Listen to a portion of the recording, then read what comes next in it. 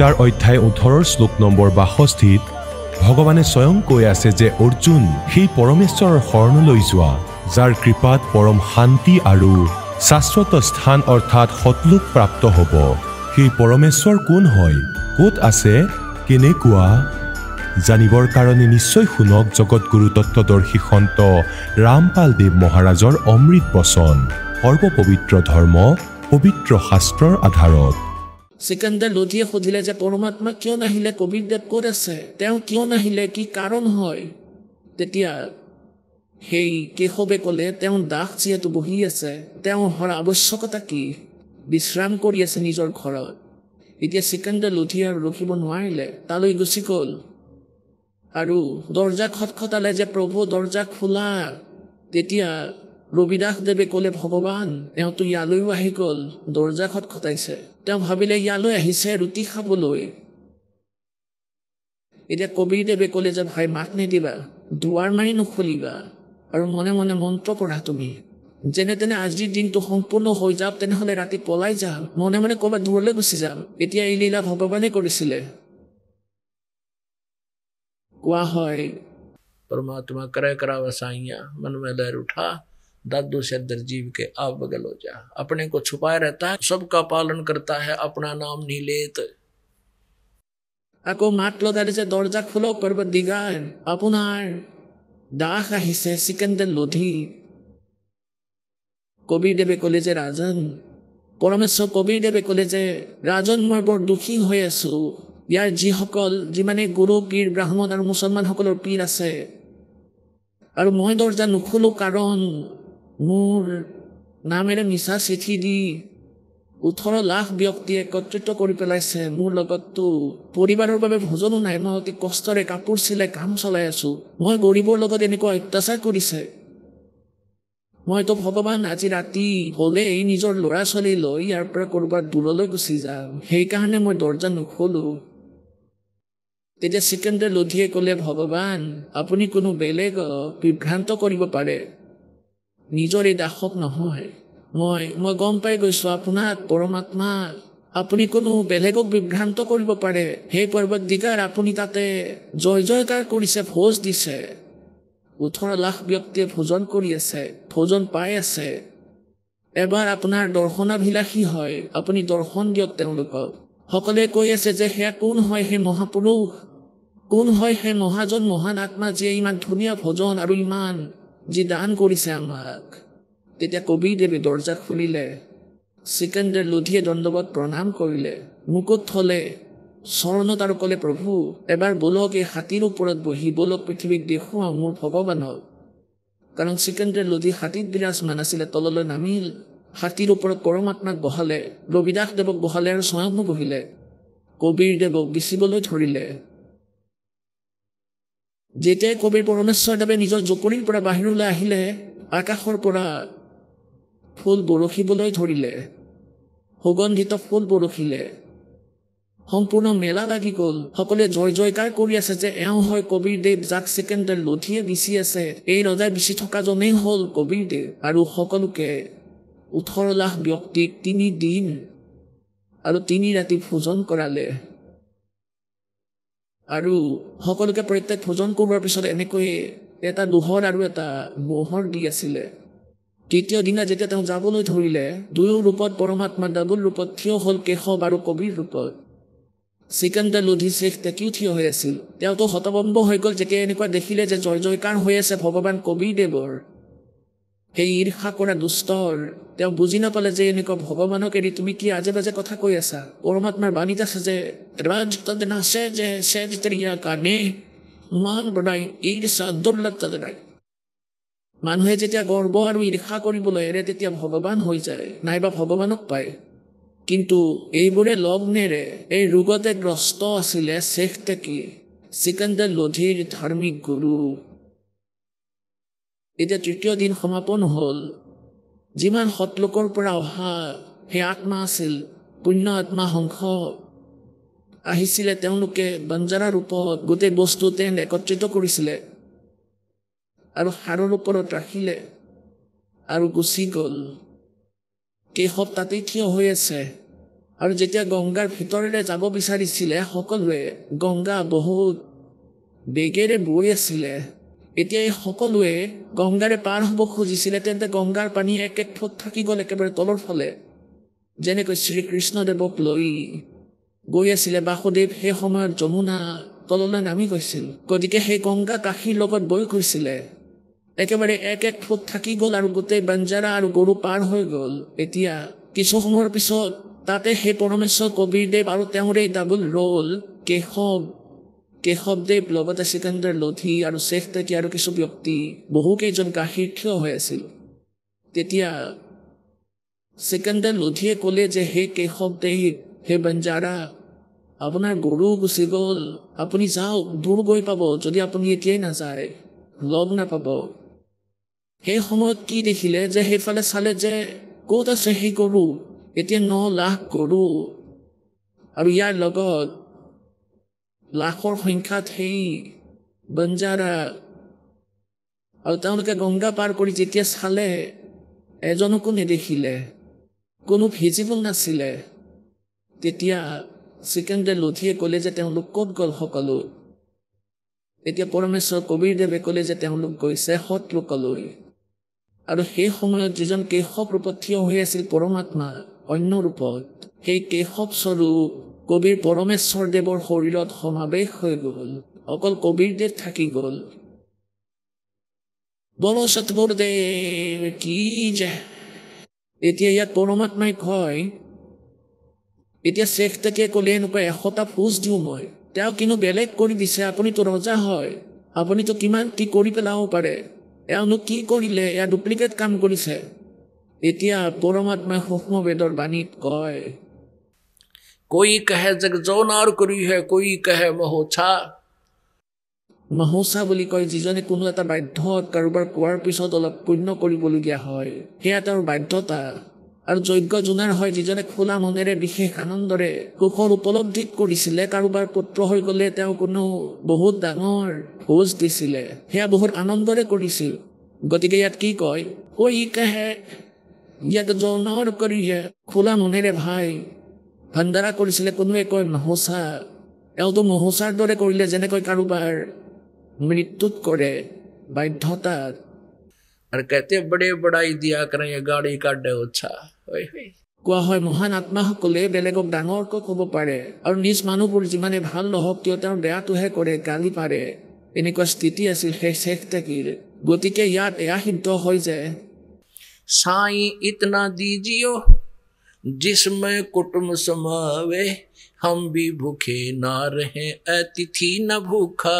जावे এতিয়া পৰমাত্মা কবিৰদেৱে কৈছে যে সেই সময়ত মোৰ ঘৰত 18 লাখ অতিথি আহি গৈছিল আৰু সেয়াও 3 দিনৰ বাবে পুতি দিছিলে খুটা 3 দিনৰ মুনা ৰাখিলে 3 দিনৰ বাবে আদেশ আছিল ভোজনৰ সেই 18 লাখ অতিথি সেই মোহন ভোজন কৰালে পৰমাত্মাই যিয়ে পৃথিৱীত উপলব্ধ নাই এয়া আমাক বাৰ্তা দিছে পৰমাত্মাই উদাহৰণ দি পেলাই যে যদি তুমি মোৰ দৰে এনেকুৱা যেনেকৈ মই লীলা কৰি গৈ আছো এজন সৎ নাগৰিকৰ দৰে থাকা বেয়া সকলো ত্যাগ কৰা অন্য পূজা নকৰিবা যি সাধনা যি ভক্তি পৰমাত্মাই ক'লে যি স্বয়ং লীলা কৰি দেখাইছিল এনেতো তেওঁলোক কি প্ৰয়োজনীয়তা আছে কোৱা হয় এনেদৰে যদি তুমি কৰি থাকা তেন্তে সেই সময়ত আপোনাৰ ৰিকুৱাৰমেণ্ট অফ ফেমিলি অৰ্থাৎ আপোনাৰ যিকোনো আৱশ্যকতা হ'ব পাৰে সেই সকলো সম্পূৰ্ণ হ'ব আৰু এনেও যদি কোনো আপত্তি আহে তেনেহ'লে এনেকৈ সমাধান কৰিম যেনেকৈ সেই ভোজ দি দেখুৱাই দিলে গতিকে পৰমাত্মাই কয় যে যদি তুমি মোৰ পৰা কিবা বিচাৰিব খোজা তেনেহ'লে এনেকৈ বিচাৰা আৰু এনেকৈ সাধনা কৰা যদি তোমাৰ ভাগ্যটো নাথাকে তথাপি দিম কিন্তু ইমানখিনিহে দিম যিমানখিনিয়ে তোমাক হানি কৰিব নোৱাৰে পুণ্যাত্মাসকলে ইয়াতকৈ বেছি আৰু কি বিচাৰিম বিপদ আহিলে যাতে গুচি যায় দিন কি গুজৰাণ জগৰাণী আগৰে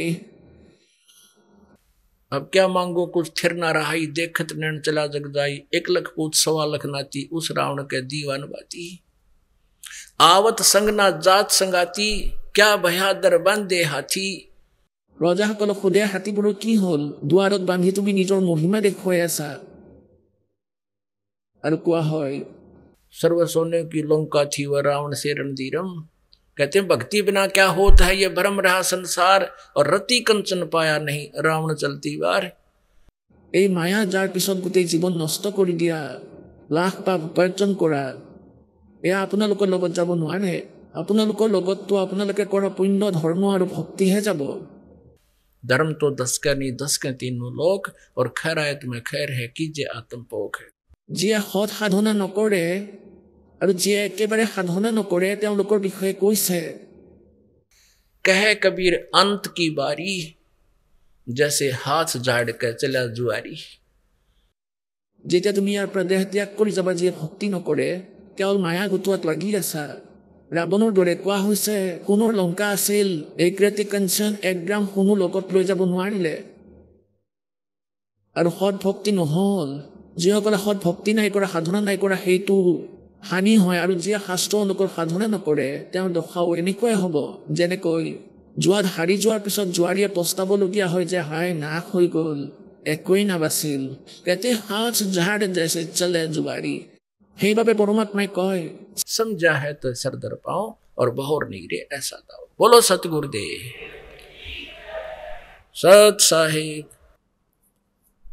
মুক্তিদাতা কবিৰ পৰমেশ্বৰ দেৱ, পূৰ্ণ ব্ৰহ্ম, সমগ্ৰ সৃষ্টিৰ ৰচয়িতা, আমাৰ সকলোৰে আত্মাৰ জনক, আমাৰ সকলোৰে পিতা। আমি নিজৰ ভুলৰ কাৰণে, আমি নিজৰ মূৰ্খামিৰ কাৰণে এই কালৰ জালত আবদ্ধ হৈ গৈছো। আৰু আমি আমাৰ পৰম পিতা, সৰ্বসুখদাতা, দয়ালু পৰমাত্মাৰ পৰা দূৰ হৈ পৰিছো। শ্ৰীমদ ভাগৱত গীতাৰ অধ্যায় নম্বৰ 15 শ্লোক নম্বৰ 16 আৰু 17 তিনিজন পুৰুষৰ বিৱৰণ দিয়া আছে, তিনিজন প্ৰভুৰ। যেনেকৈ আজি ৰাতিপুৱাৰ সৎসংগতো আপোনালোকক শুনাইছিলো এই সৎ জ্ঞান। তেওঁলোক তিনিজন পুৰুষ, তিনি পৰমাত্মা, তিনি স্বামী। পুৰুষ মানে স্বামী, প্ৰভু, মালিক। শ্ৰীমদ ভাগৱত গীতাৰ অধ্যায় নম্বৰ 15 শ্লোক নম্বৰ 1 পৰা 4 এক বিৱৰণ দিয়া আছে যে শ্ৰীমদ ভাগৱত গীতা অধ্যায় নম্বৰ 4 শ্লোক নম্বৰ 36 যিজন তত্ত্বদৰ্শী সন্তৰ ওচৰত গৈ তত্ত্বজ্ঞানৰ কথা সোধাৰ কথা কৈছে, আৰু সেই তত্ত্বদৰ্শী সন্তই পাছত পৰমাত্মা তত্ত্বৰ তথ্য দিব আৰু তত্ত্বজ্ঞান শুনাব। গতিকে তেওঁৰ পৰিচয় কোৱা হৈছে 15 নম্বৰ অধ্যায়ৰ 1 পৰা 4। আৰু সেই পৰমাত্মাৰ তথ্যও এই 15 নম্বৰ অধ্যায়ত দিয়া হৈছে। গীতা অধ্যায় 15 শ্লোক 1 পৰা 4 স্পষ্ট কৰা হৈছে कि ऊपर को जड़ मूल, ऊर्ध्व मूलम अधः शाखम। ऊपर को जड़ वाला, नीचे को तीनों गुण रूपी शाखा वाला। ইয়াক সংখ্যাৰূপী আহত বৃক্ষ বুলি কৈছে, ইয়া জানা। আৰু ইয়াৰ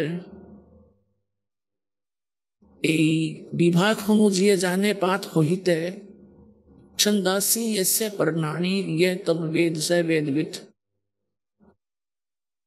সেই ওলোটাকৈ ওলমি থকা সংখ্যাৰূপী বৃক্ষৰ শিপাৰ পৰা আৰম্ভ কৰি শাখা আৰু গাগজডাল আৰু পাতলৈকে তথ্যবোৰ যিয়ে ৰাখে, যিজন সন্তই জানে বেদবিদ, তেওঁ তত্ত্বদৰ্শী সন্ত।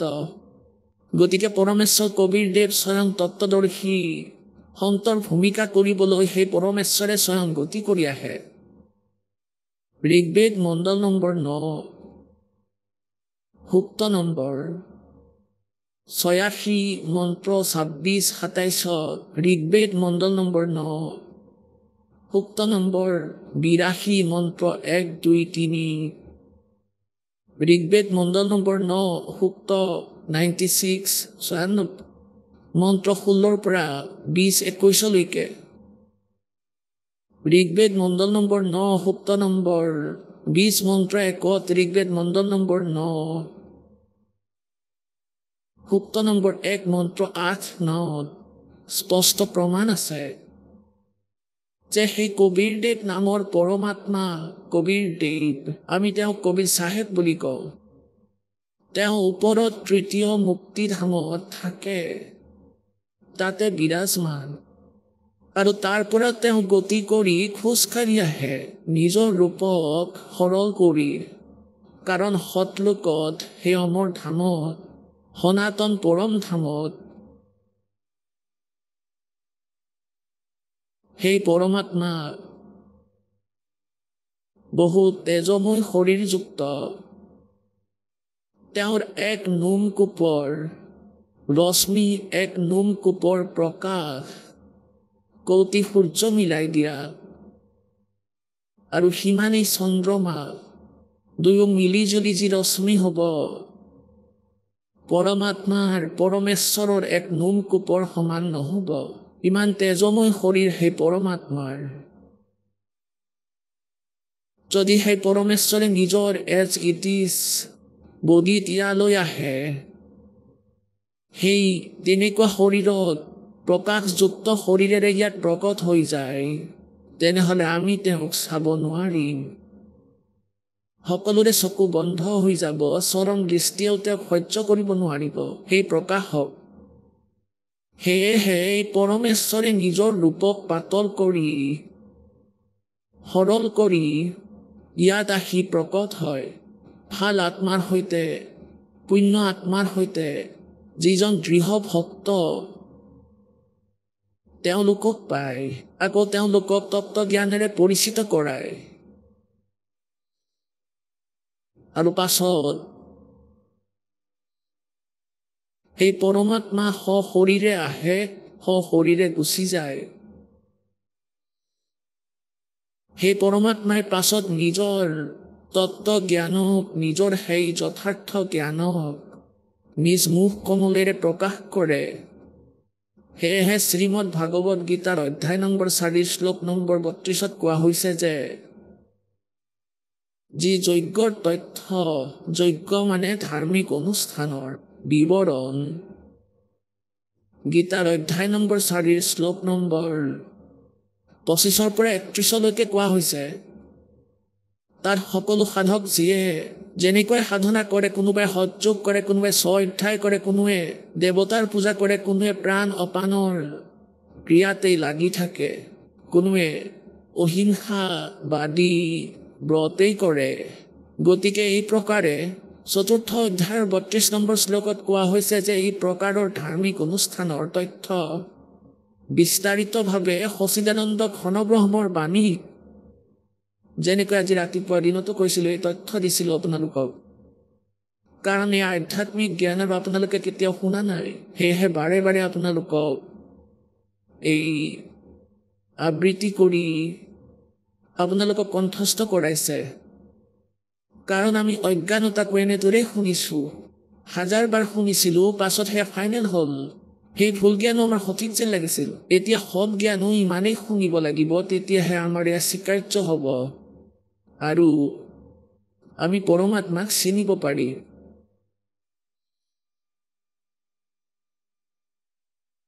সেই পৰমাত্মাই নিজৰ আধ্যাত্মিক জ্ঞানক স্বয়ং প্ৰদান কৰিবলৈ আহে সচিদানন্দ ঘনব্ৰহ্মৰ বাণী এওঁলোকে এয়া ভুল অনুবাদ কৰিছে চতুৰ্থ অধ্যায়ৰ 32 নম্বৰ শ্লোকত এওঁলোকে ব্ৰাহ্মণে মুখেৰ অৰ্থ কৰি দিছে বেদৰ বাণী এয়া ভুল কাৰণ গীতাৰ অধ্যায় নম্বৰ 17 শ্লোক নম্বৰ 23 ব্ৰাহ্মণেৰ অৰ্থ এওঁলোকে অনুবাদ কৰিছে সচিদানন্দ ঘনব্ৰহ্ম একেবাৰে সঠিক আৰু ব্ৰহ্মণেৰ অৰ্থ বেদ হ'ব নোৱাৰে ব্ৰহ্মৰ অৰ্থও বেদ কৰিছে ইয়াত ভুল কৰিছে কাৰণ বেদ ভগৱানৰ বিধান হয় সংবিধান তেওঁৰ তথ্য তেওঁৰ বিষয়ে মহিমা আছে আৰু ব্ৰহ্ম ভগৱানক কোৱা হয়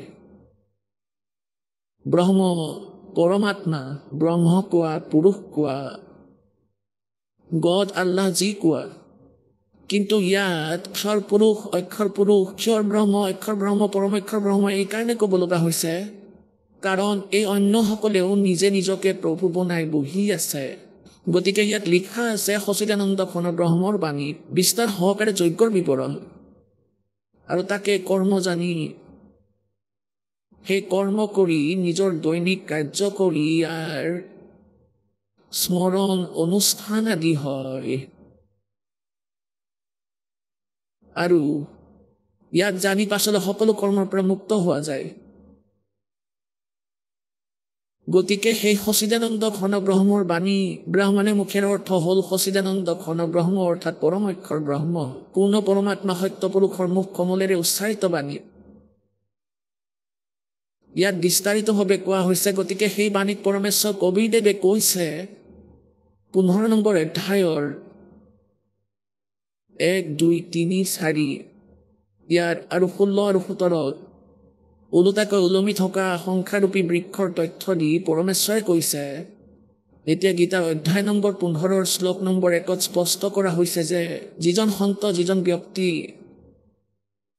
যিয়েই এই সংখ্যাৰূপী বৃক্ষৰ সমূহ বিভাগক পাঠ সহিতে কৈ দিব শিপাৰ পৰা গা গছলৈকে আটাইবোৰ বুজাব তেওঁ তত্ত্বদৰ্শী সন্ত তেওঁ বেদৰ তাৎপৰ্য জানোতা গতিকে পৰমাত্মা স্বয়ং তত্ত্বদৰ্শী সন্ত হৈ আহে সেই ভূমিকাও তেওঁ স্বয়ং কৰে মালিকে কি কৈছে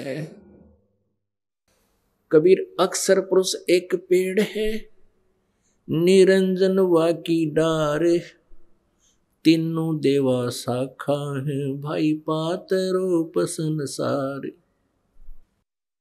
এয়া চাও পৰমাত্মাই যি কৈছে এয়া চাওক সংখ্যাৰূপী বৃক্ষ শ্ৰীমদ ভাগৱত গীতা অধ্যায় 15 শ্লোক নম্বৰ 1 পৰা 4 ইয়াত লিখা আছে প্ৰথম শ্লোকত পঞ্চদশ অধ্যায়ৰ ঊৰ্ধ্বমূলম অধঃশাখম আৰু পৰমাত্মাই এটা বাণীতে এই সকলো বৰ্ণনা কৰি দিলে এয়া শ্ৰীমদ ভাগৱত গীতা জয়দয়াল গোবিন্দ কয়াৰ অনুবাদক গীতা প্ৰেছ গোৰখপুৰৰ পৰা প্ৰকাশিত এয়া 15 নম্বৰ অধ্যায় পঞ্চদশ অধ্যায়ৰ প্ৰথম শ্লোক ঊৰ্ধ্বমূলম অধঃশাখম अश्वत्थम प्राहु अवम छंदासी से प्रणानी ये तम वेद से वेदवित এওঁলোকে অনুবাদ কৰিছে আদি পুৰুষ পৰমেশ্বৰ ৰূপ মূল থকা অৰ্থাৎ এই সংখ্যাৰূপী বৃক্ষৰ মূল হৈছে এই পূৰ্ণ পৰমাত্মা আদি পুৰুষ পৰমেশ্বৰ পূৰ্ণ ব্ৰহ্ম মূল মালিক আৰু অধঃশাখম তলৰ ফালে ডাল থকা এই সংখ্যাৰূপী আহতৰ গছক অবিনাশী বোলে এইটো অবিনাশী ৰচনা সেই মূল মালিকৰ হয় और छंदासी यस्य प्रणानी যাৰ পাত আদি বিভিন্ন ভাগ আছে তাৰ ऊर्ध्व मूलम अधःशाखम ऊर्ध्व मूलम अधःशाखम अश्वत्थम प्राहु अवम छंदासी यस्य प्रणानी অৰ্থাৎ ইয়াৰ ছন্দ বিভাগ শিপা গাগছ ডাঙৰ ডাল শাখা আৰু এই পাত প্ৰণামী মানে পাত আৰু যিয়ে এই সম্পূৰ্ণ সংখ্যাৰূপী বৃক্ষৰ সকলো বিভাগবোৰ কৈ দিব পাৰে ইয়াৰ ছন্দ মানে বিভাগবোৰ কৈ দিব বেদবিদ তেওঁ তত্ত্বদৰ্শী সন্ত পৰমাত্মাই কবিৰদেৱে নিজৰ অমৃত বাণীত সেই সচিদানন্দ ঘন ব্ৰহ্মৰ বাণীত কৈছে कबीर अक्सर पुरुष एक पेड़ है निरंजन वाकी डार নিৰঞ্জন ঈশ্বৰ ব্ৰহ্মক কয় ঈশ্বৰ পুৰুষক তিনিও দেৱতা ৰজগুণ ব্ৰহ্মা শতগুণ বিষ্ণু তমগুণ শিৱ তিনিও দেৱতা শাখা হয় পাতৰূপী সংসাৰ পৰমাত্মাই কিমান চিম্পল লেংগুৱেজত সাধাৰণ ভাষাত কৈ দিলে পঞ্চদশ অধ্যায়ৰ সম্পূৰ্ণ সাৰাংশ যে অক্ষৰ পুৰুষ এডাল গছ এই মাটিৰ ওপৰত দেখা পোৱা অংশ তাক গছ বোলে এই সকলো এডাল গছ অক্ষৰ পুৰুষ এডাল গছ নিৰঞ্জনে শকত ডাল ইয়াক্ষৰ ব্ৰহ্ম বুলিও কয়, ইয়াক্ষৰ পুৰুষ, ক্ষৰ ব্ৰহ্ম, ক্ষৰ পুৰুষ, ক্ষৰ ব্ৰহ্ম বুলিও কয়, ইয়াক ক্ষৰ পুৰুষ বুলিও কয়, কাল ব্ৰহ্ম বুলিও কয়। এই ডালক ই ডাল হয় আৰু ইয়াৰ তিনিটা শাখা আছে। এই ক্ষৰ ব্ৰহ্মৰ জ্যোতি নিৰঞ্জনৰ এইবোৰ তিনি পুত্ৰ, ৰজগুণ ব্ৰহ্মা, শতগুণ বিষ্ণু, তমগুণ শিৱ, আৰু ইয়াৰ 5 ৰূপী সংসাৰ। এয়া আগলৈ অন্য প্ৰাণী জানিবা। এইটো এটা এক্সাম্পল মাত্ৰ, এটা উদাহৰণ মাত্ৰ। আৰু এই যি পৰমাত্মা, এই শিপা, এওঁ পৰমক্ষৰ ব্ৰহ্ম হয়, এওঁ পৰমক্ষৰ ব্ৰহ্ম। গতিকে এই প্ৰকাৰে আমি ওলোটাকৈ ওলমি থকা সংসাৰৰূপী বৃক্ষক যিজনে জানে, চা বেদ বিদ, তেওঁ তত্ত্বদৰ্শী সন্ত হয়। গতিকে পৰমেশ্বৰে আহি এই জ্ঞান দিলে কবিৰ ভগৱানে, আৰু সেই জ্ঞানেই দিলে এই দাসক। গতিকে এই পৃথিৱীত আজিলৈকে এই ৰহস্য কওঁতা পৰমেশ্বৰৰ বাহিৰে এই দাসৰ ওপৰতে কৃপা কৰিছে অন্য কোনো নাছিল। অন্য সন্ত যাক এই জ্ঞান দিলে তেওঁলোকে নিজৰ বাণীত লিপিবদ্ধ কৰিলে। অন্য মহাপুৰুষ যাক পৰমাত্মা আহি লগ পাইছিল তেওঁলোককো পৰমাত্মাই জ্ঞানে দিছিল, যদিও তেওঁলোকে নিজৰ অমৃত বাণীত লিখাই থলে, বৰ্ণনা কৰিলে, কিন্তু সেই বাণী কোনেও বুজি নাপালে, কাৰণ ইয়াক এতিয়ালৈকে লুকাই ৰাখিব লগা আছিল। পৰমেশ্বৰ কবিৰদেৱে যি তেওঁৰ নিজৰ মহিমাত লিখা আছে, সেই পৰমাত্মা সত্য লোকৰ পৰা গতি কৰি আহে, চৰিত্ৰবান ভাল আত্মাক, দৃঢ় আত্মাক লগ কৰে আৰু তেওঁলোকক তত্ত্বজ্ঞানৰ লগত পৰিচিত কৰি দিয়ে। গতিকে সেই দৃষ্টিকোণৰ পৰা সেই আধাৰত নিজৰ লীলাৰ বাবে, নিজৰ গুণৰ আধাৰত সেই পৰমাত্মাক কবিৰদেৱ আহিছিল। আৰু ইয়াত কলি যুগত কাক কাক লগ পালে? আদৰণীয় মুলুকদাস চাহেবদেৱ, আদৰণীয় ধৰ্মদাস চাহাব, আদৰণীয় দাদু চাহাব, আদৰণীয় নানক চাহেব, আদৰণীয় গৰীবদাস চাহেব, চুৰাণীৰ বাসিন্দা, জজ্জৰ জিলা, হাৰিয়ানাৰ। আদৰণীয় খিচাদাস চাহেব, গাঁও খেখৰা, জিলা মেৰঠ, উত্তৰ প্ৰদেশৰ। আদৰণীয় নামদেৱ, মহাৰাষ্ট্ৰৰ পুন্দৰপুৰৰ এলেকাৰ মহাত্মাক লগ পালে। সেই পৰমাত্মাৰ ইতিহাস, তেওঁৰ মহিমা, তেওঁৰ বেদেও, তেওঁৰ গুণগান কৰি এয়াই কয় যে সেই পৰমেশ্বৰে এনেকুৱা লীলা কৰে, আৰু এনেকুৱা লীলা কেৱল কবিৰ পৰমেশ্বৰে কৰিছে। গতিকে ইয়াৰ পৰা সিদ্ধ হ'ল যে তেওঁ ভগৱান হয়, আৰু তেওঁ আহি এই জ্ঞান ক'লে, নিজ মুখ কমলৰ পৰা ক'লে। এইকাৰণে সচিদানন্দ ঘন ব্ৰহ্মৰ বাণী সেই যথাৰ্থ জ্ঞান কোৱা হৈছে। এতিয়া প্ৰসংগ চলি আছে যে আমি সেই সুখদাতা পৰমাত্মাক পাহৰি গলো। তেওঁ পৰমাত্মা হয়। পৰমাত্মাক তেওঁক কয় যি সুখ দিয়ে, দুখ নিদিয়ে। আৰু শ্ৰীমদ ভাগৱত গীতা অধ্যায় নম্বৰ 15 শ্লোক 16 আৰু 17 পুৰুষ 3জন বুলি কৈছে, ক্ষৰ পুৰুষ, অক্ষৰ পুৰুষ আৰু উত্তম পুৰুষ তুমি অন্য সেই পৰমক্ষৰ পুৰুষ অৰ্থাৎ পৰমক্ষৰ ব্ৰহ্ম কোৱা, ক্ষৰ ব্ৰহ্ম কোৱা বা ক্ষৰ পুৰুষ কোৱা। এইজন 21 ব্ৰহ্মাণ্ডৰ স্বামী। ইয়াক সাধাৰণতে ব্ৰহ্ম বুলি কৈছিল, কাৰণ যেনেকৈ এটা বিভাগত, এটা মহকুমাত যেনেকৈ জিলা এখনত এজন ডেপুটি কমিশ্যনাৰ থাকে, তেওঁৰ এটা অফিচো থাকে।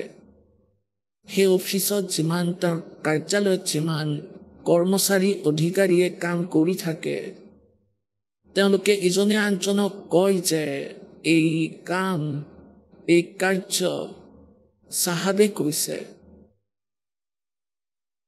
তেওঁলোকে বাৰে বাৰে এইটো নকয় যে ডিচি চাহাবে কৈছে। তেওঁলোকৰ বাবে এই আণ্ডাৰষ্টুড, তেওঁলোকৰ চাহাব ডেপুটি কমিশ্যনাৰ অৰ্থাৎ ডিচি হয়। এনেদৰে কোনোবাই SP অফিচত কাম কৰে, তেওঁলোকে সেই কাম কাৰ্য ইজনে সিজনক কয় যে এনেকৈ কৰিব চাহাবে কৈছে। তেওঁলোকৰ বাবে আণ্ডাৰষ্টুড এজন SP চাহাব, আৰু তেওঁলোকৰ বাবে আণ্ডাৰষ্টুড আছিল ডিচি চাহাব। গতিকে এইদৰেই ইয়াত যি 21 ব্ৰহ্মাণ্ডত ব্ৰহ্ম যি কৈছিল, ব্ৰহ্ম এইজন ইয়াৰ ভগৱান হয়, স্বামী হয়। এইবাবে ব্ৰহ্মৰ অৰ্থ প্ৰভু হ'ল। এওঁলোকৰ বাবে এইজনেই সুপ্ৰিম বছ, এওঁলোকৰ চাহাব এইজনেই। এটা পৰমেশ্বৰে আহি ক'লে যে এইজন ক্ষৰ পুৰুষ হয়, এইজনটো নাশবান প্ৰভু। ব্ৰহ্মই কওক, প্ৰভুৱে কওক, স্বামীয়ে কওক, লাগিলে মালিক কওক। আৰু আকৌ ক'লে যে এজন অক্ষৰ পুৰুষ আছে যাক পৰব্ৰহ্ম বোলে। তেওঁ 7 শংখ ব্ৰহ্মাণ্ডৰ স্বামী, নীল পদুম শংখ।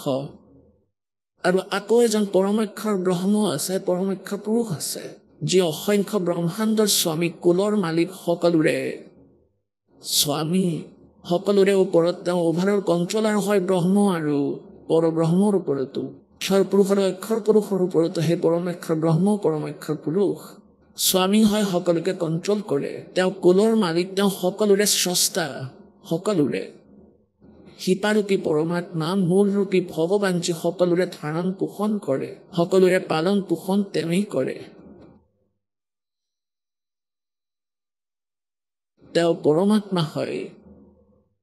গতিকে এইকাৰণে ইয়াত ব্ৰহ্ম ক'বলৈ ধৰিলে। যেনেকৈ ডিচি অফিচৰ মানুহে তেওঁক চাহাব বুলি কয়, এইটো আণ্ডাৰষ্টুড, সেই চাহাব কোন? কিন্তু এই ক্ষৰ পুৰুষ তেওঁ নাশবান চাহাব। আৰু ইয়াৰ পৰা যেনেকৈ ডিচিৰ ওপৰত কমিশ্যনাৰ আছে, কমিশ্যনাৰৰ ওপৰত কমিশ্যনাৰ ইন চিফ, তেওঁৰ ওপৰত মন্ত্ৰী, মন্ত্ৰীবোৰৰ ওপৰত মুখ্যমন্ত্ৰী, মুখ্যমন্ত্ৰীৰ ওপৰত প্ৰধানমন্ত্ৰী বা অন্য কেবিনেট মিনিষ্টাৰ থাকে, সকলোকে চাহাব বুলিয়ে কোৱা হয়। গতিকে এইদৰে ব্ৰহ্ম যি প্ৰসিদ্ধ হৈছিল, এই 21 ব্ৰহ্মাণ্ডৰ স্বামী হোৱাৰ বাবে কেৱল ব্ৰহ্ম বুলি কৈয়ে থৈ দিছিল। আৰু সেই ঋষি মহৰ্ষি আৰু আধ্যাত্মিক গুৰুসকলৰ ইয়াতকৈ ওপৰৰ জ্ঞান নাছিল। এইকাৰণে ব্ৰহ্ম তেওঁলোকে সুপ্ৰিম পাৱাৰ মানি লৈছিল, ইয়াতে মাৰ খালে। গতিকে দয়ালু পৰমাত্মা সেইজনহে। কোন? তেওঁ হৈছে পৰমক্ষৰ ব্ৰহ্ম। গতিকে আমি সেই দয়ালু পৰমাত্মাক এৰি এই কালৰ লোকলৈ আহিছো। শ্ৰীমদ ভাগৱত গীতাৰ অধ্যায় নম্বৰ 4 শ্লোক নম্বৰ 36 যিজন তত্ত্বদৰ্শী সন্তৰ কথা কৈছে, তেওঁক জনাৰ পিছত পৰমেশ্বৰৰ সেই পৰম পদ বিচাৰিব লাগিব, য'ত যোৱাৰ পাছত আকৌ উভতি সংসাৰত প্ৰাণী কেতিয়াও নাহে। আৰু যি পৰমেশ্বৰে সম্পূৰ্ণ ব্ৰহ্মাণ্ড ৰচনা কৰিছে, অৰ্থাৎ যাৰ দ্বাৰা সংসাৰৰূপী বৃক্ষৰ প্ৰবৃত্তি বিস্তাৰিত হৈ পৰিল। ভাৱাৰ্থ এই যে যি পৰমেশ্বৰে সংসাৰৰূপী বৃক্ষ ৰচনা কৰিলে, বনালে, তেওঁৰে পূজা কৰিব লাগিব, অন্য কাৰো নহয়। এয়া গীতাৰ জ্ঞানদাতাই স্বয়ং কৈছে। যি গীতাৰ জ্ঞানদাতাতকৈ অন্য সুপ্ৰিম পাৱাৰ, পূৰ্ণ পৰমাত্মা।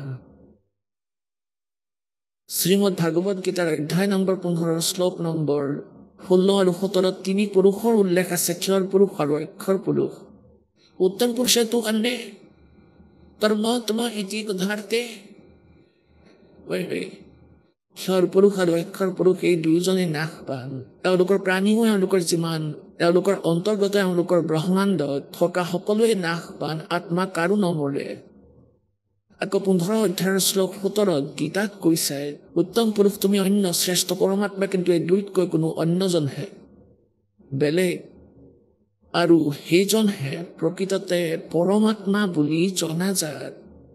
তেওঁই পৰমাত্মা, এইদৰে কোৱা হয়, তেওঁক পৰমাত্মা বুলি কোৱা হয়। বাস্তৱত তেওঁহে পৰমাত্মা। পৰমাত্মাৰ পৰিভাষা কি? পৰমাত্মা শ্ৰেষ্ঠ আত্মা। এতিয়া পুণ্যাত্মাসকল এই লোকৰ মালিকক পৰমাত্মা কেনেকৈ ক'ব? এই ব্ৰহ্মাণ্ডৰ ভিতৰত যি অত্যাচাৰ হৈ আছে জীৱৰ ওপৰত, কোনোবা কুকুৰ হৈছে, কোনোবা গাধ, কোনোবা আন কোনো জনীত কষ্ট পাই আছে, মনুষ্য হৈছে কিন্তু সুখী নহয়, মনুষ্য জীৱনত কোনো সুখী নহয়। কাৰোবাৰ হাত কটা থাকে, কোনোবা অন্ধ, কোনোবা যেন লেঙেৰা, কোনো পংগু। প্ৰথমে এই মন এজেণ্ট এৰি দিলে এই কালে আত্মাৰ ওপৰত। আত্মাক মিছগাইড কৰিবলৈ ইয়াৰ গাইড বনাই দিলে, কিন্তু কৰে মিছগাইড।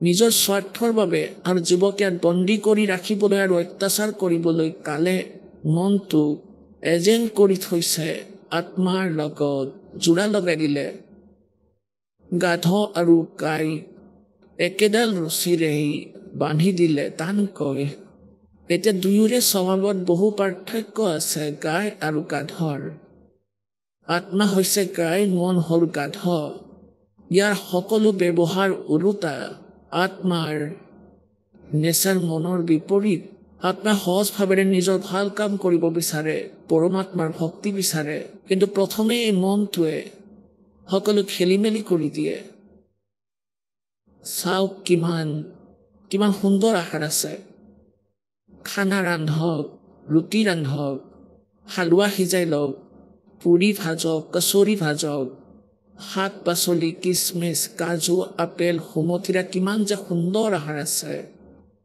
কিন্তু মনটোৱে বিচাৰে কৰ্ম বেয়া কৰি পেলাও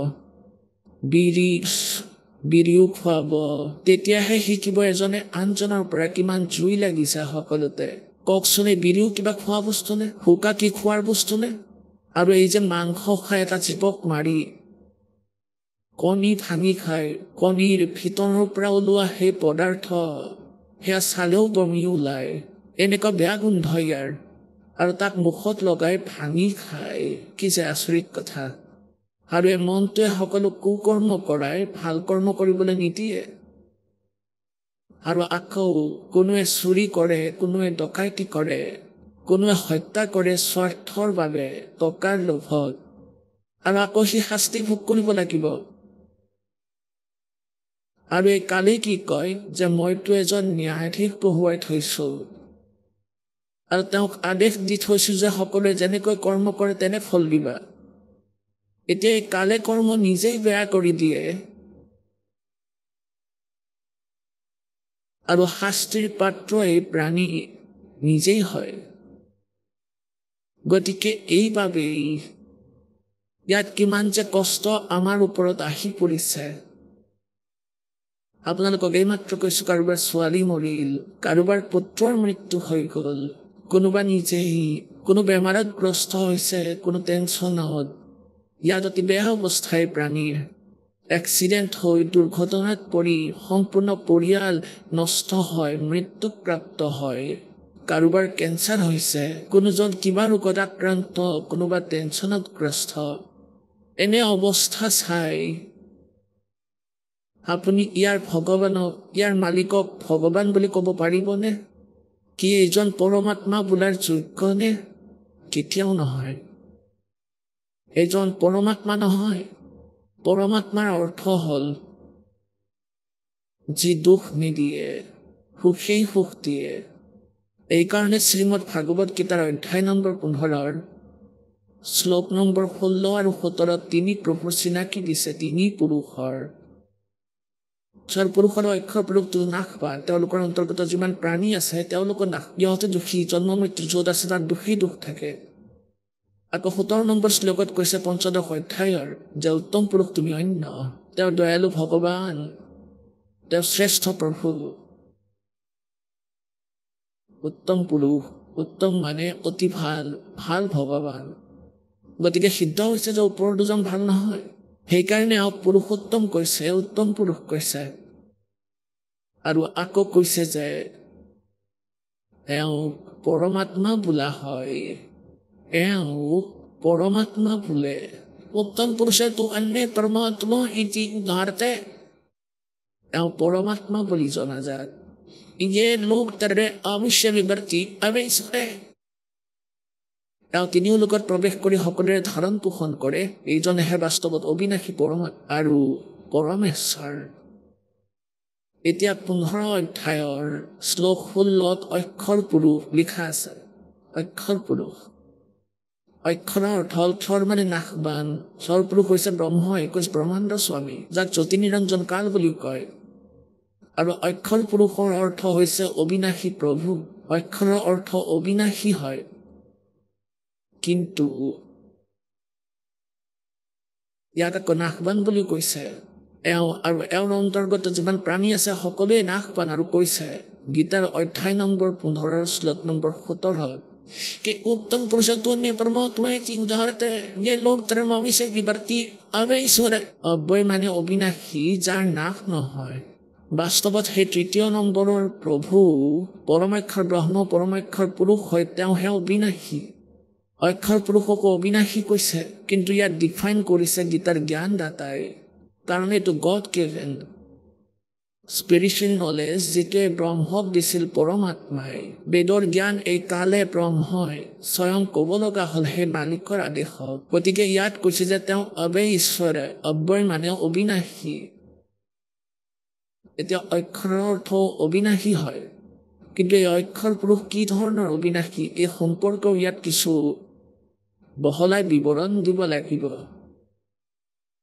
যেনেকৈ ঈশ্বৰ পুৰুষ অৰ্থাৎ ব্ৰহ্ম ঈশ্বৰ ব্ৰহ্ম ইয়াৰ আয়ু কিমান এতিয়া এজন ব্ৰহ্মাৰ আয়ু সৰ্বপ্ৰথমে কেলকুলেট কৰিম 4 যুগ মিলি এটা চতুৰ্যুগ হয় সত্যযুগ ত্ৰেতা দ্বাপৰ আৰু কলিযুগ ইয়াৰ মুঠ যোগফল সকলোৰে 43,20,000 বছৰ হ'ব ইয়াত এক চতুৰ্যুগী বোলে চতুৰ্যুগ বোলে এনেকুৱাকৈ 1,000 চতুৰ্যুগৰ ব্ৰহ্মাৰ এদিন হয় ইমানেই ৰাতি হয় আৰু এনেকুৱা 30 দিন ৰাতিৰে এটা মাহ আৰু 12 মাহৰ এবছৰ কিমান দীঘল আৰু 100 বছৰৰ ব্ৰহ্মাৰ আয়ু এনেকুৱা 100 বছৰৰ এতিয়া ব্ৰহ্মাৰ আয়ুৰ 7 গুণ বিষ্ণুৰ আয়ু অৰ্থাৎ এইদৰে 700 বছৰৰ আয়ু আৰু বিষ্ণুদেৱতকৈ 7 গুণ বেছি আয়ু শিৱদেৱৰ 49,000 বছৰৰ এই হিচাপৰ 49,000 বছৰ আৰু আকৌ তাৰপিছত এই তিনিওৰে মৃত্যু হয় আৰু ব্ৰহ্মাৰ মৃত্যুৰ আগতেই ঈশ্বৰ পুৰুষ অৰ্থাৎ কালে নিজৰ পত্নী দুৰ্গাৰ সহযোগত এজন পুত্ৰ উৎপন্ন কৰে সেই সময়তে তাক চেতনাহীন কৰি ৰাখে বৰ্তমান ব্ৰহ্মাৰ মৃত্যুৰ লগে লগে তাক চেতনাহীন অৱস্থাতে থৈ দিয়ে পদুম ফুলৰ ওপৰত আকৌ তাৰ পুনৰ জীৱন আৰম্ভ হ'ব গতিকে এনেকৈ যেতিয়া 70,000 বাৰ এই শিৱ মৰি যায় যাৰ আয়ু ব্ৰহ্মাতকৈ 49 গুণ অধিক অৰ্থাৎ 7 গুণটো ব্ৰহ্মাতকৈ বিষ্ণু অধিক বিষ্ণুতকৈ 7 গুণ বেছি শিৱৰ অৰ্থাৎ শিৱৰ আয়ু 49 গুণ বেছি ব্ৰহ্মাতকৈ তমোগুণ শিৱৰ কালৰ পুত্ৰ এই তিনিও ব্ৰহ্মৰ পুত্ৰ গতিকে 70,000 বাৰ যেতিয়া শিৱৰ মৃত্যু হয় তেতিয়া এটা ব্ৰহ্মাণ্ডৰ বিনাশ হ'ব আৰু ব্ৰহ্মলোকত এই কাল থাকে ব্ৰহ্ম থাকে ইয়াৰো মৃত্যু হ'ব আৰু দুৰ্গাৰো মৃত্যু হ'ব সেয়া এটা যুগ হ'ব এটা ব্ৰহ্মাণ্ডৰ বিনাশ হ'লে 70,000 বাৰ ত্ৰিলোকীয় শিৱ মৰে তেতিয়া এয়া এটা যুগ হ'ব কাৰ অক্ষৰ পুৰুষৰ এতিয়া পুণ্যাত্মাসকল এনেদৰে আপোনালোকক বুজাই দিবই সেই জ্ঞান আঙুলিৰ মূৰতে সকলো আহিব আপোনালোকৰ গতিকে এইটো এটা যুগ হ'ল অক্ষৰ পুৰুষৰ এনেকুৱা 1000 যুগ হ'লে অক্ষৰ পুৰুষৰ এদিন হয় আৰু ইমানেই ৰাতি আৰু এনেকুৱাই 1000 যুগৰ দিন ইমানেই ৰাতি আকৌ 30 দিন ৰাতিৰ এমাহ 12 মাহৰ এবছৰ আৰু 100 বছৰৰ আয়ুস এই অক্ষৰ পুৰুষৰ এতিয়া চাওক পুণ্যাত্মাসকল ইমান দীঘল আয়ুস ইয়াৰ সেইকাৰণে ইয়াক অক্ষৰ পুৰুষ বুলি ক'লে চাওক আৰু আকৌ তাৰ মৃত্যু হ'বই এতিয়া পৰমাত্মা কবিৰদেৱে নিজৰ সচিদানন্দখনৰ ব্ৰহ্মৰ বাণীত কৈছে এতি উমৰ বুলন্দ মৰেগা অন্তৰী क्योंकि सतगुरु लगे न कान न बैठे वो संतरी एती उम्र बुलंद मरेगा अंतरी सतगुरु लगे न कान न बैठे वो संतरी পৰমেশ্বৰ কবিৰদেৱ সচিদানন্দ ঘন ব্ৰহ্ম স্বয়ং তত্ত্বদৰ্শী সন্তৰ ভূমিকা কৰিবলৈ আহে তেতিয়া নিজৰ অমৃত বাণী বা তেওঁ যাক লগ পায় সেই সন্তই নিজৰ অমৃত বাণীত পবিত্ৰ আত্মা হয় তেওঁ কি কয় যে ইমান দীঘল আয়ুস হ'লেও শেষত মৃত্যু হ'বই কিয় হ'ব क्योंकि सतगुरु लगे न काने न बैठे वो सुंदरी সৎগুৰু নাপালে তত্ত্বদৰ্শী সন্ত নাপালে সৎগুৰু নাপালে সেইকাৰণে ইমান দীঘল আয়ুস থকা ব্যক্তিও যদি কোনো আছে তাৰো মৃত্যু হ'বই এতিয়া গীতাৰ অধ্যায় নম্বৰ 15 শ্লোক নম্বৰ 1 পৰা 4 এইটোৱেই কৈছে যে তত্ত্বদৰ্শী সন্ত সেইজন হয় যি ওলোটাকৈ ওলমি থকা সংসাৰৰূপী বৃক্ষৰ সকলো বিভাগবোৰ কৈ দিব আৰু এইটো পৰমেশ্বৰ কবিদেৱে নিজে আহি কৈছে যে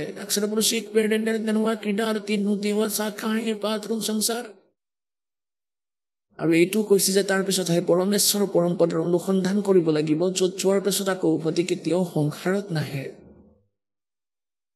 আৰু যিজন পৰমেশ্বৰে সকলো ব্ৰহ্মাণ্ড ৰচনা কৰিছে তেওঁহে পূজাৰ যোগ্য তেওঁৰে পূজা কৰিবা অন্য নহয় গীতাৰ জ্ঞানদাতাই কৈছে গতিকে ইয়াত পুণ্যাত্মাসকল এইটো স্পষ্ট হ'ল যে ইয়াক অক্ষৰ পুৰুষ এইকাৰণে কৈছে যে ইয়াৰ আয়ুস বহুত দীঘলীয়া যেনেকে এটা হ'ল চীনামাটি যি বগা হয় যাক চীনামাটিৰ কাপ বোলে এয়া আণ্ডাৰষ্টুড যে হাতৰ পৰা পৰিলে পকি মজিয়াত পৰিলে পৰোতে টুকুৰা টুকুৰা হৈ যাব এই স্থিতি জানক্ষৰ পুৰুষৰ ব্ৰহ্মৰ আৰু ইয়াৰ অন্তৰ্গত যিমান প্ৰাণী আছে ইহঁতৰ আয়ুস ইমানেই যদিও আমাৰ দৃষ্টিকোণৰ পৰা এওঁলোকৰ আয়ুস বৰ দীঘল ব্ৰহ্মাৰ এদিন 1000 চতুৰ্যুগৰ সমান 1 চতুৰ্যুগত আমাৰ ইয়াৰ বছৰ হিচাপত 43,20,000 হয় আৰু আকৌ 100 বছৰৰ আয়ুস এওঁৰ বৰ আচৰিত কথা আৰু তথাপিতো এওঁৰ তুলনা সেই পূৰ্ণ পৰমাত্মা আৰু অন্যৰ লগত কৰি কি কৈছে এয়া এনেকুৱা আয়ুস এই ব্ৰহ্মলৈকে ব্ৰহ্মৰ স্থিতি ইয়াৰ দেহ ধৰি লোৱা এই চীনামাটিৰে তৈয়াৰী প্লেটৰ দৰে এইটো প্লেট বাতি কাপ হয় আৰু অক্ষৰ পুৰুষ ধৰি লোৱা ষ্টীলৰ বুলি ইয়াৰ বডি ষ্টীলৰ জানিবা চাহৰ পিয়লা ধৰি লোৱা এতিয়া এইটো পৰিলেও নাভাঙে সোনকালে বেয়াও নহয় কাৰণ ষ্টীলৰ কিন্তু ষ্টীলতো মামৰে ধৰে ইস্পাত হ'লেও মামৰে ধৰে ইয়াৰ সময় দীঘলীয়া গতিকে ইয়াক অবিনাশী ইয়াকো কৈ দিলে কিন্তু বাস্তৱত অবিনাশী নহয় ইয়াৰ বিনাশ হ'ব আৰু অক্ষৰ পুৰুষ প্ৰকৃত উত্তম পুৰুষ তুমি অন্য এতিয়া তৃতীয় ধাতু সোণ স্বৰ্ণ গোল্ড এতিয়া ইয়াত মামৰো নালাগে একোৱেই নহয় যিমান বছৰে নথয় কিয় গতিকে এনেদৰে এই ভগৱান সকলৰ স্থিতিৰ লগত পৰিচিত হ'ব লাগিব এতিয়া ইয়াক অক্ষৰ পুৰুষ কৈছে গীতাৰ অধ্যায় নম্বৰ 15 শ্লোক নম্বৰ 16 ক্ষৰ পুৰুষ আৰু অক্ষৰ পুৰুষ ক্ষৰ পুৰুষেই ব্ৰহ্ম হয় আৰু অক্ষৰ পুৰুষ হ'লে পৰব্ৰহ্ম যি 7 সংখ্য ব্ৰহ্মাণ্ডৰ স্বামী ইয়াক অক্ষৰ মানে অবিনাশী ভগৱান কৈ দিলে কিন্তু আকৌ ক'লে যে এওঁৰ মৃত্যু হয় এওঁলোকৰ আৰু এওঁলোকৰ অন্তৰ্গত যিমান প্ৰাণী আছে সকলোৰে স্থূল শৰীৰ নাশবান জীৱাত্মা নমৰে অধ্যায় 15 শ্লোক 17 কৈছে যে कि उत्तम पुरुष ने परमात्मा की उदाहरते ये लोग धर्म अवश्य ही बरती अवश्य तेवही प्रकृतते अविनाशी परमात्मा गीतार अध्याय নম্বৰ 8 শ্লোক নম্বৰ 17 কৈছে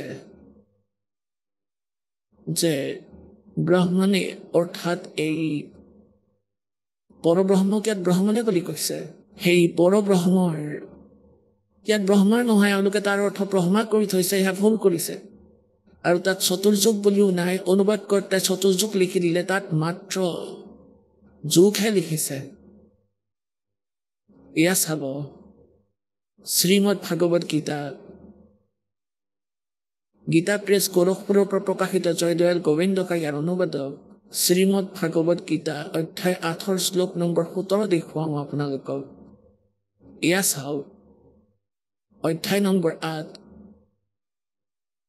আৰু শ্লোক নম্বৰ 17 ইয়াত সংস্কৃত চাব সহস্ৰ যুগ পৰ্যন্ত ইয়াত সহস্ৰ চতুৰ্যুগ লিখা নাই সহস্ৰ যুগ পৰ্যন্ত অহে মানে দিন ইয়াত মানে যি ব্ৰহ্মণে মানে অক্ষৰ পুৰুষ ইয়াত ব্ৰহ্মণেৰ অৰ্থ এই অক্ষৰ পুৰুষ অৰ্থাৎ পৰব্ৰহ্মৰ ফালে সংকেত দিছে কাৰণ ইয়াত আয়ুৰ কথা কৈ আছে ইয়াৰ আয়ু আছে গতিকে ইয়াক পৰম অক্ষৰ ব্ৰহ্ম বুলি ইয়াত ক'ব নোৱাৰি এনেই ব্ৰহ্মণে অৰ্থ ডাঙৰ ভগৱান ব্ৰহ্মণে মানে ব্ৰহ্মতকৈ ডাঙৰ এই পৰব্ৰহ্মও ব্ৰহ্মতকৈ ডাঙৰ আৰু পৰম অক্ষৰ ব্ৰহ্ম সেই পৰমাত্মা পূৰ্ণ ব্ৰহ্ম তেওঁ ব্ৰহ্মতকৈ ডাঙৰ सहस्र युग पर्यंतम अह यत ब्रह्मण विदु रात्रि सहस्र युग सहस्रांतम इसमें चतुर्युग नहीं है ते अहोर्विद अहोरात्र विद जना ইয়াৰ অৰ্থ হ'ল এওঁলোকে অনুবাদ ভুলকৈ কৰিছে এওঁলোকে ইয়াত লিখিছে ব্ৰহ্মাৰ যি এদিন তাক 1000 চতুৰ্যুগৰ সময় বুলি কৈছে কিন্তু মূল সংস্কৃতত চতুৰ্যুগ নাই অনলি যুগ লিখিছে নট চতুৰ্যুগ এওঁলোকে অনুবাদ নিজৰ অজ্ঞানৰ বাবে ইয়াত চতুৰ্যুগ সোমোৱাই দিলে 1000 যুগৰ সময়হে এইটো অক্ষৰ পুৰুষৰ বিষয়ে কৈছে ইয়াত ব্ৰহ্মৰ পৰা ওপৰৰ আৰু ইমানেই ৰাতিও 1000 চতুৰ্যুগৰ নহয় অনলি যুগ সহস্ৰানন্তম সহস্ৰ মানে 1000 যুগৰ অন্তিমৰ সময়ৰ 1000 যুগৰ সময়ৰ ৰাতি আৰু যি ব্যক্তিয়ে তত্ত্বৰে জানে সেই যোগী অহোৰাত্ৰবিদ তেওঁ ইয়াৰ সঠিক ৰহস্য জানে এই দিন ৰাতিৰ হিচাপ সঠিককৈ ক'ব পাৰে যিজন তত্ত্বদৰ্শী সন্ত হ'ব এতিয়া এইটো স্পষ্ট হৈ গ'ল যে এওঁলোকে অনুবাদত বহুত খেলিমেলি কৰি থৈছে নিজৰ অজ্ঞানতাৰ কাৰণে ইয়াত চতুৰ্যুগ আহিব নালাগিছিল এতিয়া প্ৰসংগ চলি আছে যে আমি দয়ালু পৰমাত্মাক এৰি এই কালৰ লগত আহিলো এইজন দয়ালু নহয় এয়া শ্ৰীমদ ভাগৱত গীতা অধ্যায় নম্বৰ 21 অৰ্জুনে কৈ আছে যে হে ভগৱান আপুনি এই ঋষিসকলকো খাই আছে আপুনি দেৱতাকো খাই আছে আৰু এই ঋষিসকলে জুমে হাত জোৰ কৰি থিয় হৈ আছে আপোনাৰ সন্মুখত আপোনাৰ স্তুতি কৰি আছে স্ত্ৰোতৰ মাধ্যমত বেদৰ স্ত্ৰোতৰ মাধ্যমত আৰু এতিয়া আপুনি মংগল কামনা কৰি আছে যে ৰক্ষা কৰক আপুনি তেওঁলোককো খাই আছে অধ্যায় নম্বৰ 11 শ্লোক নম্বৰ 32 গীতাৰ জ্ঞানদাতাই শ্ৰীকৃষ্ণত প্ৰৱেশ কৰি কৈ আছে যে মই কাল হওঁ অৰ্জুন আৰু সকলোকে খাবলৈ আহিছো আৰু অৰ্জুনে কয় যে হে ভগৱান কিছুমান আপোনাৰ দাঁতত ওলমি আছে আৰু কিছুমানক আপুনি খাই আছে সকলো আপোনাৰ মুখত সোমাই আছে ই নিজেই কৈছে যে মই কাল হওঁ অৰ্জুনে কৈছে আপুনি তেওঁলোককো খাই আছে যি আপোনাৰ স্তুতি কৰি আছে এতিয়া পুণ্যাত্মাসকল যেতিয়ালৈকে আমি কালৰ ইন্দ্ৰজাল বুজি নাপাওঁ আমি ভক্তি কৰিব নোৱাৰো আমি ইয়াতেই এই কালৰ ভ্ৰমজালত ইয়াৰ এই ৰং ৰহস্যত ইয়াত ফুলকৈ থাকিম আৰু জীৱন ব্যৰ্থ কৰিম পৰমাত্মাৰ জ্ঞান বুজি তাৰপিছত পৰমেশ্বৰ কবীৰদেৱৰ শৰণত থাকি নীতি নিয়মত থাকি আপুনি নিজৰ সত্য ভক্তি কৰি থাকিব আপুনি ইয়াৰ সুখো সকলোতকৈ বেছি পাব কিন্তু তেওঁ সিমানেই দিব ভগৱানে যিমান আপোনাৰ আৱশ্যক হয় গতিকে এনেকৈ আপুনি ইয়াৰ সৎপুৰুষৰ ভক্তি কৰি চাব গতিকে কোৱাৰ ভাৱ এইটো যে তেওঁ দয়ালু ভগৱান আৰু এই কাল ভগৱান হয় য'ত আমি আছো আৰু ই নিজে কৈছে মই সকলোকে খাবলৈ আহিছো মই কাল হওঁ মই প্ৰবৃত হৈছো গতিকে ইয়াত কোনো এনেকুৱা ব্যৱস্থা নাই যাক দেখি আমি আহক আমি এতিয়া সেই শ্ৰদ্ধালুসকলৰ অনুভৱবোৰ জানো যিসকলে জগতগুৰু তত্ত্বদৰ্শী সন্ত ৰামপাল দেৱ মহাৰাজৰ পৰা দীক্ষা প্ৰাপ্ত কৰিছে তথা তেওঁৱে কোৱা ভক্তি মাৰ্গ এওঁলোকে অৱলম্বন কৰি আছে নমস্কাৰ নমস্কাৰ কি নাম আপোনাৰ মোৰ নাম মীৰাবাই দাসী মীৰা আপুনি ক'ৰ পৰা আহিছে মই গাঁও জামপালি পৰমানপুৰ জিলা সম্বলপুৰ উৰিষ্যাৰ বাসিন্দা সন্ত ৰামপালদেৱ মহাৰাজৰ পৰা নাম দীক্ষা আপুনি কেতিয়া ল'লে সন্ত ৰামপালদেৱ মহাৰাজৰ পৰা মই 29 ডিচেম্বৰ 2013ত নাম দীক্ষা লৈছিলোঁ সন্ত ৰামপালদেৱ মহাৰাজৰ পৰা নাম দীক্ষা লোৱাৰ আগত আপুনি কি ভক্তি সাধনা কৰিছিল মই সকলো হিন্দু দেৱী দেৱতাৰ পূজা কৰিছিলোঁ আমাৰ তাত উৰিষ্যাত 12 মাহত 13 প্ৰকাৰৰ উৎসৱ পালন কৰা হয়। সকলোকে আমি মানিছিলোঁ আৰু প্ৰসিদ্ধ জগন্নাথ মন্দিৰলৈও গৈছিলোঁ, তেওঁৰ ভক্তি কৰিছিলোঁ। আৰু আমাৰ তাত সম্বলপুৰত মা চামৰেশ্বৰীৰ পূজা হয়, সেয়াও আমি কৰিছিলোঁ। মা লক্ষ্মীৰ পূজা কৰিছিলোঁ আৰু সকলো দেৱী দেৱতাক আমি মানিছিলোঁ। তেন্তে সন্ত ৰামপালদেৱ মহাৰাজৰ শৰণলৈ অহাৰ কাৰণ কি? সন্ত ৰামপালদেৱ মহাৰাজৰ জ্ঞানক মই বুজিলোঁ আৰু বাকী ধৰ্মগুৰুতকৈ তেওঁক পৃথক যেন লাগিল। তেওঁ সকলো শাস্ত্ৰৰ অনুসৰি ভক্তি দিয়ে, সকলো প্ৰমাণ সহিতে কয়। তেওঁ গূঢ় ৰহস্যৰ আৰু গীতাৰ জ্ঞানৰ কথাও কয়, যাৰ বাবে মই বহুত প্ৰভাৱিত হ'লোঁ আৰু তেওঁৰ পৰা মই নাম দীক্ষা ল'লোঁ। সন্ত ৰামপালদেৱ মহাৰাজৰ পৰা নাম দীক্ষা লোৱাৰ পিছত আপুনি কি লাভ পালে? সন্ত ৰামপালদেৱ মহাৰাজৰ পৰা নাম দীক্ষা লোৱাৰ পিছত মই বহুত প্ৰকাৰৰ লাভ পালোঁ। আমাৰ আগতে আৰ্থিক স্থিতি বহুত বেয়া আছিলে। মোৰ দেউতা এজন কৃষক আৰু সেইবাবে আমাৰ আৰ্থিক স্থিতি বহুত দুৰ্বল আছিলে। গতিকে আমাৰ আৰ্থিক স্থিতি ভাললৈ আহিল। এডুকেশ্যনৰ ফালেৰেও মই বহুত লাভ পালোঁ। পৰমাত্মাৰ আশীৰ্বাদত মই BEd গভৰ্ণমেণ্ট উৰিষ্যাত ছিট পালোঁ আৰু PG এণ্ট্ৰেঞ্চত গংগাধৰ ইউনিভাৰ্চিটিটো মই প্ৰথম ৰেংকতে ছিট পালোঁ আৰু বহুত কিবা কিবি লাভ পালোঁ। মোৰ দেউতাই এবাৰ শস্য সিঁচি থকাৰ সময়ত তেওঁ খেতিত বিষাক্ত যি কীটনাশক দ্ৰব্য ব্যৱহাৰ কৰিছিলে, সেই সময়ত নাকৰ জৰিয়তে তেওঁৰ শৰীৰত প্ৰৱেশ কৰিছিলে আৰু গোটেই শৰীৰত বিষ বিয়পি গৈছিল আৰু আমি বুৰ্লা হস্পিটেলত আমি এডমিট কৰালোঁ আৰু তেওঁৰ স্বাস্থ্য বেয়াৰ ফালে গৈ আছিল। কিন্তু সন্ত ৰামপালদেৱ মহাৰাজৰ দয়াত তেওঁ একেবাৰে সুস্থ হৈ গ'ল। শস্য সিঁচি থকাৰ সময়ত এজন ল'ৰা সেইটো বছৰতে মৰি গৈছিলে আৰু বহুত বেয়া অৱস্থা হৈ গৈছিল। 94% গোটেই শৰীৰত বিষ বিয়পি গৈছিলে। তেওঁৰ বচাৰ আশা বহুত কম আছিলে, কিন্তু পৰমাত্মাৰ দয়াত মোৰ দেউতা লাহে লাহে তেওঁ সুস্থ হৈ উঠিল আৰু বৰ্তমান একেবাৰে সুস্থ। সন্ত ৰামপালদেৱ মহাৰাজৰ পৰা নাম দীক্ষা লোৱাৰ আগতে মোৰ দেউতাই বহুত মদো খাইছিলে, মাছ মাংস বহুত বেছিকৈ খাইছিল। কিন্তু পৰমাত্মাৰ দয়াত আমি এই সকলোবোৰ যি বেয়া অভ্যাস আছিল সেই সকলোবোৰ এৰিলোঁ। মীৰা, আপোনাৰ কোৱালিফিকেশ্যন কি? বৰ্তমান মই BEd ছেকেণ্ড ইয়েৰত আছোঁ আৰু পঢ়ি আছোঁ। মীৰা, আপুনি এগৰাকী এডুকেটেড পাৰ্চন আৰু সন্ত ৰামপালদেৱ মহাৰাজৰ বিষয়ে কোৱা হয় যে তেওঁৰ লগত মানুহবোৰ অন্ধশ্ৰদ্ধাৰ সৈতে জড়িত, এনেকুৱা নেকি?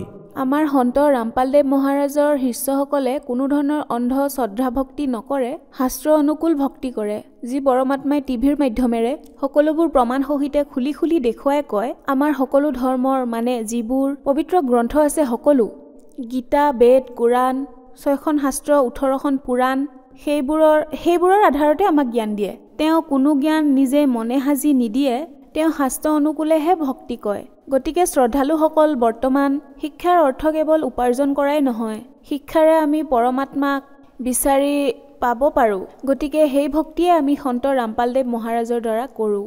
মীৰা, আপুনি উৰিষ্যা ৰাজ্যৰ পৰা আহিছে, গতিকে যিসকলে উৰিষ্যা ৰাজ্যৰ পৰা আপোনাক টিভিত চাই আছে, আপুনি কি ক'ব বিচাৰিব? সকলোৱে পৰমাত্মাৰ শৰণলৈ আহক। যিমানবোৰ মোৰ ভাই ভনী আছে সকলোকে মই হাতযোৰ কৰি অনুৰোধ কৰিছোঁ, গোটেই পৃথিৱী সংসাৰৰে পৰমাত্মা কবিৰ চাহেবৰ ৰূপত সন্ত ৰামপালদেৱ মহাৰাজ আহিছে। তেওঁৰ জ্ঞানক বুজি পঢ়ক আৰু তেওঁৰ সৎসংগ চাওক আৰু তেওঁৰ পৰা নাম দীক্ষা লৈ তেওঁৰ দ্বাৰা আপুনি নিজৰ কল্যাণ কৰোৱাওক। সন্ত ৰামপালদেৱ মহাৰাজৰ পৰা নাম দীক্ষা কেনেকৈ ল'ব পাৰি? সন্ত ৰামপালদেৱ মহাৰাজৰ পৰা এনেকৈ নাম দীক্ষা ল'ব পাৰি। সন্ত ৰামপালদেৱ মহাৰাজৰ সৎসংগ বহুতো টিভি চেনেলত আহে আৰু তলত তেওঁৰ আশ্ৰমৰ কণ্টেক্ট নম্বৰ দিয়ে। গতিকে তাৰ পৰা নম্বৰ লৈ আপোনাৰ ওচৰৰ নামদান কেন্দ্ৰৰ বিষয়ে জানক আৰু যোগাযোগ কৰি আপুনি নাম দীক্ষা ল'ব পাৰে। ধন্যবাদ। সৎ চাহেব।